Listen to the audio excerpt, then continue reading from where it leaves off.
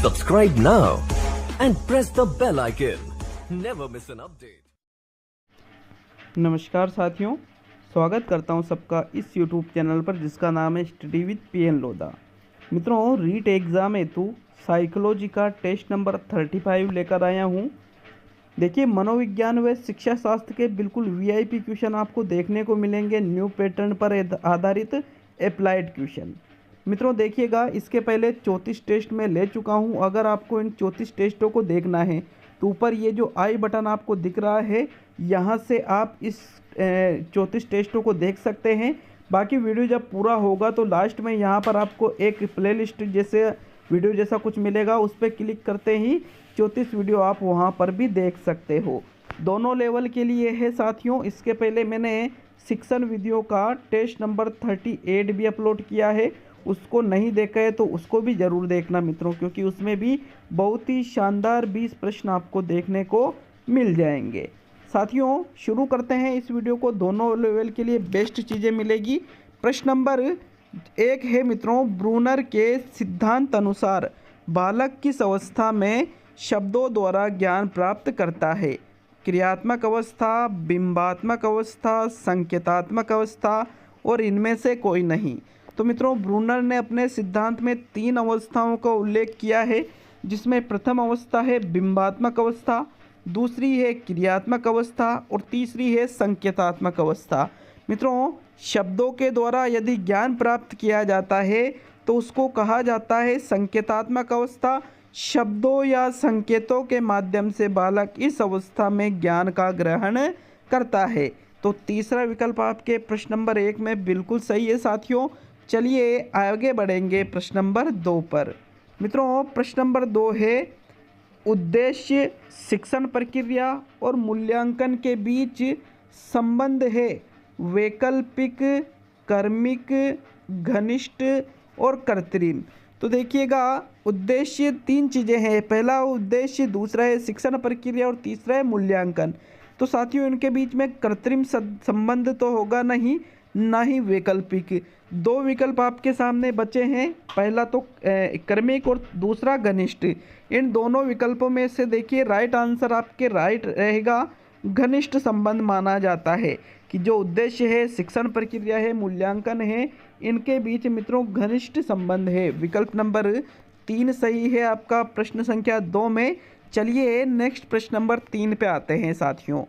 तीसरा क्वेश्चन आपके है, सामाजिक अभिप्रेरक का उदाहरण है जिज्ञासा, भूख, नींद।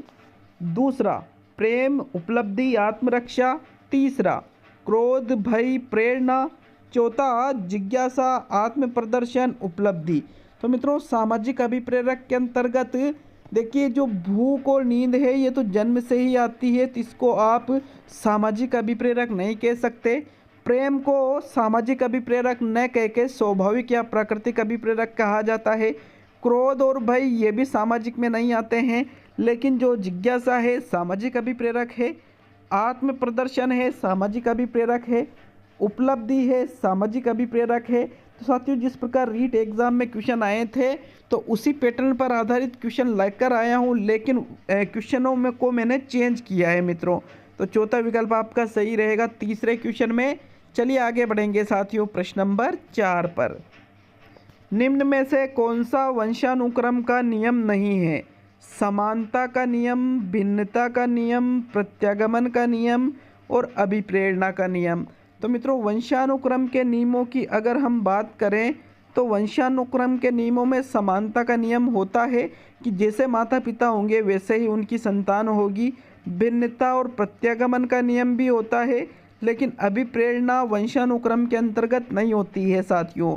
चौथा विकल्प आपका सही है प्रश्न संख्या 4 में। चलिए आगे बढ़ेंगे साथियों प्रश्न नंबर 5 पर। 5वां क्वेश्चन मित्रों, ये देखिएगा 5वें क्वेश्चन को, परिमेयीकरण का अर्थ है। पहला विकल्प, असफलता के वास्तविक कारण के स्थान पर अन्य कारण बताना।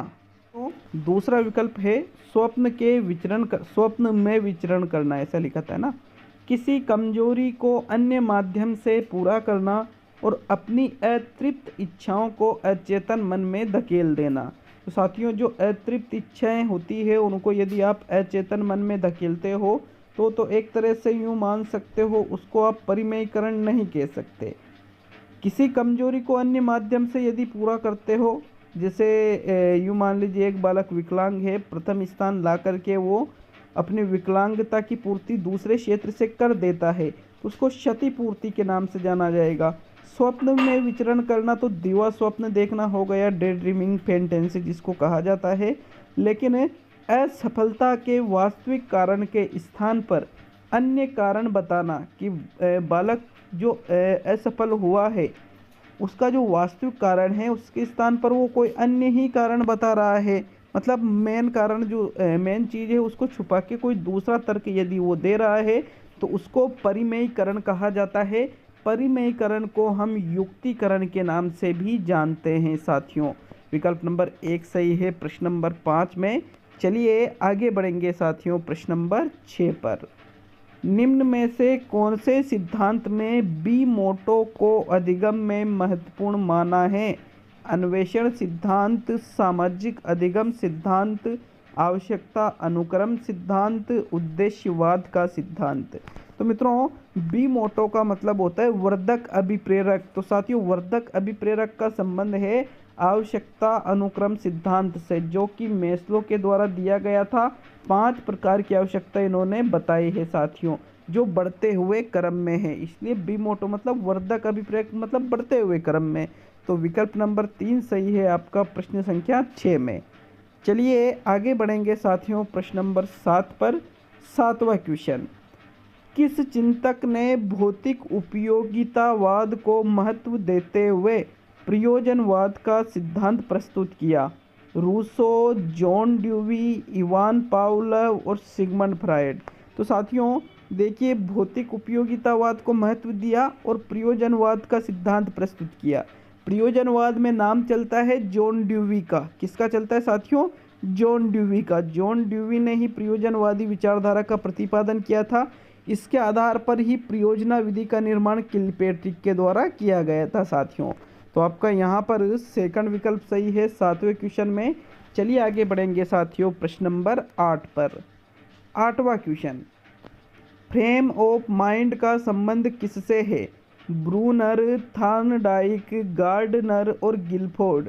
तो मित्रों फ्रेम ऑफ माइंड की अगर हम बात करें तो ये एक पुस्तक का नाम है जो कि हार्वर्ड गार्डनर के द्वारा अपने बहुबुद्धि सिद्धांत के संबंध में लिखी गई थी। बहुबुद्धि सिद्धांत किसने दिया था? गार्डनर ने ही दिया था मित्रों। तो इस पुस्तक में ही ये सिद्धांत दिया गया था फ्रेम ऑफ माइंड में। तीसरा विकल्प आपका सही है प्रश्न संख्या 8 में। चलिए आगे बढ़ेंगे साथियों प्रश्न नंबर 9 पर।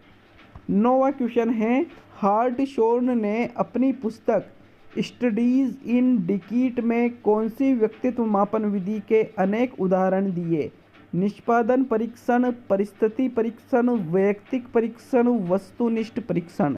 तो मित्रों हार्टशॉर्न की यदि हम बात करें तो इन्होंने जिस विधि का निर्माण किया था वो था परिस्थिति परीक्षण। परिस्थिति परीक्षण में व्यक्तित्व मापन की ही ये एक विधि है जिसमें कृत्रिम परिस्थितियां उत्पन्न की जाती है साथियों, और व्यक्ति के ईमानदारी और व्यक्ति के बेईमानी पक्ष का मापन किया जाता है। तो सेकंड विकल्प आपका 9वें क्वेश्चन में सही है। चलिए नेक्स्ट देखेंगे साथियों प्रश्न नंबर 10 को। तो 10वां क्वेश्चन आपके है, निम्न में से कौन सा दूरदर्शिता के लिए दिया गया है? ऑप्टिक एट्रोफी, एस्टिग्मेटिज्म, हाइप्रोपिया और रिफ्रैक्शन। तो मित्रों दूरदर्शिता के लिए कौन से शब्द का प्रयोग किया जाता है? साथियों दूरदर्शिता का मतलब यहाँ पर दृष्टि दोष से है, दूरदृष्टि दोष से। तो साथियों इसके लिए एस्टिग्मेटिज्म शब्द का प्रयोग किया जाता है। सेकंड विकल्प सही है प्रश्न संख्या 10 में। चलिए आगे बढ़ेंगे साथियों प्रश्न नंबर 11 पर। तो मित्रों प्रश्न नंबर 11 आपके आता है। 11वां क्वेश्चन ये देखिएगा, चिंतन ज्ञानात्मक पक्ष की एक मानसिक क्रिया है, यह कथन किसका है? रोस का, टोलमैन का, एडलर का और मुर्रे का। तो चिंतन को ज्ञानात्मक पक्ष की मानसिक क्रिया कहा गया है रोस के द्वारा। किसके द्वारा कहा गया है? रोज के द्वारा कहा गया है साथियों। 11वें क्वेश्चन में आपके प्रथम विकल्प बिल्कुल सही है। चलिए नेक्स्ट प्रश्न नंबर 12वां क्वेश्चन। स्कूल की घंटी बजने पर छात्रों द्वारा अपने बस्ते बंद कर लेना उदाहरण है। अवलोकन अधिगम, संकेत अधिगम, श्रृंखला अधिगम, शाब्दिक अधिगम। तो देखिएगा, स्कूल की घंटी जैसे मान लीजिए कि भाई 4 बजी है ना, 4 बजते ही क्या हुआ, जो स्कूल की घंटी बजाई जाती है तो छात्रों को क्या संकेत मिला है कि भाई हाँ हमारी छुट्टी हो चुकी है, घंटी बजते ही अब हमें बस्ते बंद कर लेना है, तो फिर हम इसको संकेत अधिगम कहेंगे साथियों। जबकि अवलोकन अधिगम की अगर हम बात करें तो बालक किसी के व्यवहार का अवलोकन करके सीखता है। श्रृंखला अधिगम में क्रिया एक निश्चित क्रम में होती है। वो कोट वाला उदाहरण आपने सुना होगा ना कि कोई लड़की है, अंदर आती है, कोट को फर्श पर फेंक देती है, उसकी माँ उससे कहती है कि कोट उठाओ और बाहर जाओ और अंदर आके इस खूंटी पे कोट को टांगो। तो एक निश्चित श्रृंखला में यदि कार्य हो तो फिर वो श्रृंखला अधिगम में आ जाएगा। यहाँ पर आपका देखिए संकेत मिलने के कारण कार्य हो रहा है, तो फिर इसको हम संकेत अधिगम कहेंगे साथियों। सेकंड विकल्प सही रहेगा 12वें क्वेश्चन में। चलिए आगे बढ़ेंगे मित्रों प्रश्न नंबर 13 पर। तो 13वां क्वेश्चन, विकास के बारे में असत्य कथन है। पहला कथन, विकास में परिवर्तन रचनात्मक होते हैं, विकास में परिवर्तन गुणात्मक होते हैं, विकास की अवस्थाओं के खतरे भी होते हैं और इनमें से कोई नहीं। तो मित्रों देखिए, विकास में जो परिवर्तन है बिल्कुल रचनात्मक परिवर्तन होंगे, बिल्कुल विकास के गुणात्मक परिवर्तन भी होंगे, और हाँ विकास की प्रत्येक अवस्था के अपने एक संभाव्य खतरे भी होते हैं। ऐसा नहीं है कि परिवर्तन हो जो भी सही दिशा में हो, विकास के कारण हमें हानियां भी हो सकती है साथियों। तो बिल्कुल प्रत्येक अवस्थाओं के अपने खतरे भी होते हैं, ये भी आया हुआ क्वेश्चन है।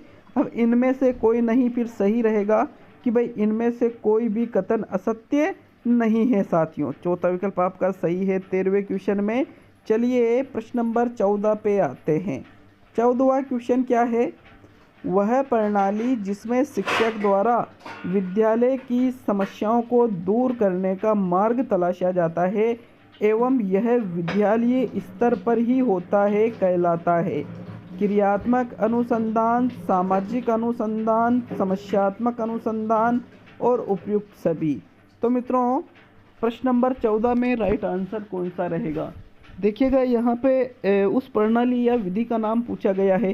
शिक्षक क्या कर रहा है, स्कूल की जो समस्याएं हैं उनको दूर करने का मार्ग तलाश रहा है, और विद्यालय स्तर पर ही यदि हो तो विद्यालय स्तर पर ही शिक्षकों के द्वारा या फिर अन्य शैक्षिक कर्मचारियों द्वारा किसी समस्या का समाधान तुरंत निकाला जाता है अनुसंधान के माध्यम से, तो फिर हम उसको क्रियात्मक अनुसंधान के नाम से जानते हैं।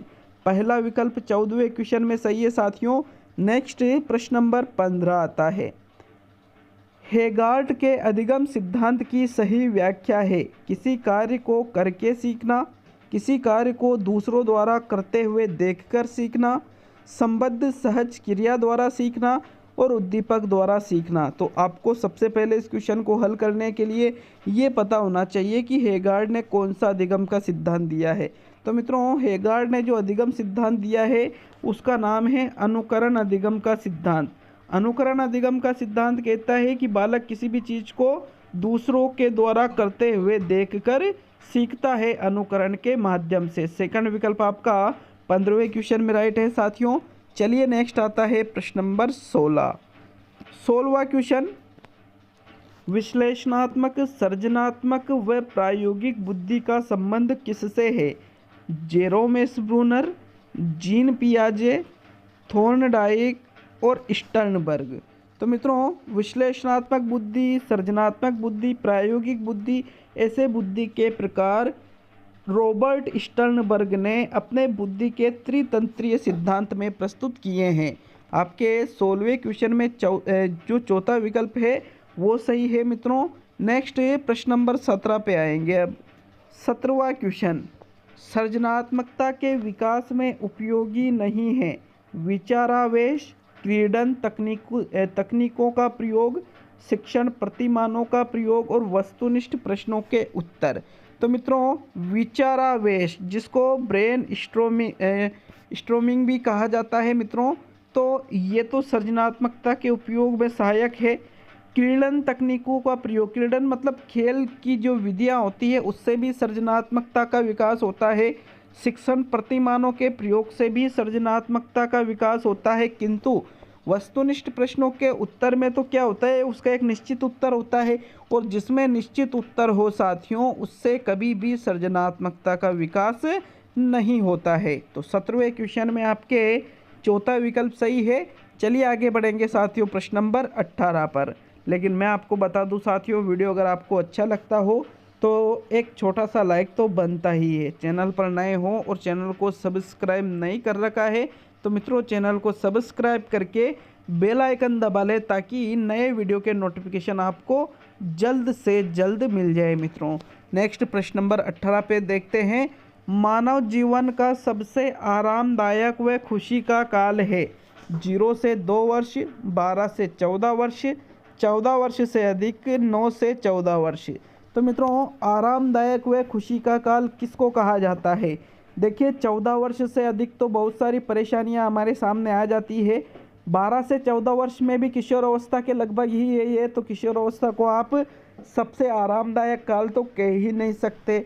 साथियों 9 से 14 वर्ष में भी किशोर अवस्था है, लेकिन 0 से 2 वर्ष जो है जिसमें बालक अनभिज्ञ रहता है सभी दुखों से। तो साथियों इसलिए इस अवधि को सबसे आरामदायक व खुशी का काल कहा जाता है मानव जीवन में। विकल्प नंबर 1 सही है आपके प्रश्न नंबर 18 में। चलिए नेक्स्ट प्रश्न नंबर 19 पाएंगे साथियों। सेकंड लास्ट क्वेश्चन है, 20 ही प्रश्न लेकर आया हूँ, ज़्यादा 30 नहीं लेकर आया, इसके लिए मैं क्षमा चाहता हूँ क्योंकि साथियों थोड़ा सा अन्य कार्य आ जाने के कारण इतना टाइम नहीं मिला मुझे। 19वां क्वेश्चन, पत्नी द्वारा पति के कपड़ों को कूट कूट कर धोना उदाहरण है दमन का, युक्तिकरण का, प्रक्षेपण का और आक्रामकता का। तो मित्रों पत्नी द्वारा पति के कपड़ों को कूट कूट कर धोना मतलब गुस्सा किस पर आ रहा था? पति पर, और गुस्सा किस पर निकाल दिया? कपड़ों पर निकाल दिया। तो उसको दमन तो कहेंगे नहीं क्योंकि दमन में तो इच्छाएं दबा दी जाती है। युक्तिकरण में कोई तर्क दिया जाता है, प्रक्षेपण में आरोप लगाया जाता है, आक्रामकता या विस्थापन इसका राइट आंसर है। 19वें क्वेश्चन में चौथा विकल्प सही है साथियों। 20वां और अंतिम क्वेश्चन देखेंगे, लेकिन कमेंट करके जाए किसी प्रश्न पर डाउट हो तो। और साथियों कितने क्वेश्चन सही हुए वो भी हमें ज़रूर बताएं, और टेस्ट कैसा लगा ये भी आप ज़रूर बता कर जाए साथियों। देखिए 20वां क्वेश्चन है, जब सीखने वाला संपूर्ण प्रक्रिया को समझ लेता है तो इस स्थिति को गेस्टाल्टवादियों द्वारा क्या नाम दिया गया है? क्षेत्रवाद, संज्ञानात्मक संरचना, आहा अनुभव और इनमें से सभी। तो कोई भी जो सीखने वाला मतलब जो अधिगम करता है वो संपूर्ण प्रक्रिया जो उसको आप बताते हो उसको उसने समझ ली है, तो इसको गेस्टाल्टवादियों ने आहा अनुभव नाम दिया है, जिसका अर्थ होता है साथियों मैंने सीख लिया। क्या होता है? मैंने सीख लिया, आहा अनुभव का ये अर्थ होता है। तो थर्ड विकल्प आपके 20वें क्वेश्चन में सही है। बहुत बहुत धन्यवाद। ये जो आपको वीडियो दिख रहा है एंड स्क्रीन में ये वाला, तो साथियों यहाँ से आप पूरे इसके 34 टेस्टों को देख सकते हो। बहुत बहुत धन्यवाद मित्रों।